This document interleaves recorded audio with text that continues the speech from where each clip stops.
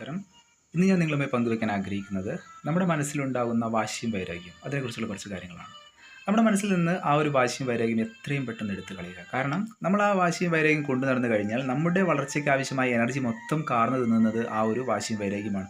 അപ്പോൾ അത് നമ്മളെയാണ് നശിപ്പിക്കുന്നത്. നമ്മളൊരാളെക്കുറിച്ച് മോശമായി ചിന്തിക്കുമ്പോൾ, അവരെക്കുറിച്ച് വാശിയിൽ നമ്മൾ ഒരു കാര്യം അത് എന്താ പറയുക വൈരാഗ്യം കൊണ്ട് നടക്കുമ്പോൾ, ആ ഒരു ചിന്ത നമ്മൾ കൊണ്ട് നടക്കുന്ന സമയത്ത് നമ്മുടെ എനർജി മൊത്തം അതിലേക്കാണ് പോകുന്നത്.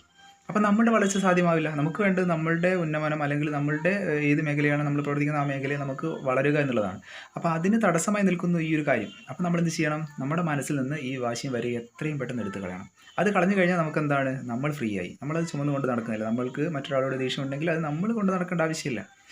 നമ്മളത് ഒഴിവാക്കുകയാണ് ചെയ്യേണ്ടത്. നമ്മളത് പറയുക, അല്ലെങ്കിൽ എന്തെങ്കിലും പ്രശ്നം ഉണ്ടെങ്കിൽ അത് പറഞ്ഞങ്ങ് തീർക്കുക. അത് പറഞ്ഞ് അവിടെ തീർന്നു. അത് പിന്നെ നമ്മൾ കൊണ്ട് നടക്കേണ്ട ആവശ്യമില്ല. നമ്മളതിങ്ങനെ മനസ്സിലിങ്ങനെ കൊണ്ട് നടക്കുമ്പോൾ അത് നമുക്കാണ് അതിൻ്റെ ദോഷം. മറ്റൊരാൾക്ക് അതിൻ്റെ ദോഷമില്ല.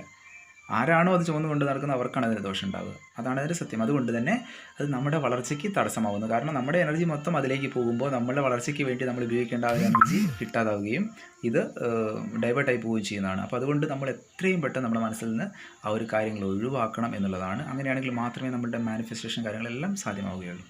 എല്ലാവർക്കും നല്ലൊരു ദിവസം ആശംസിക്കുന്നു. നന്ദി, നമസ്കാരം.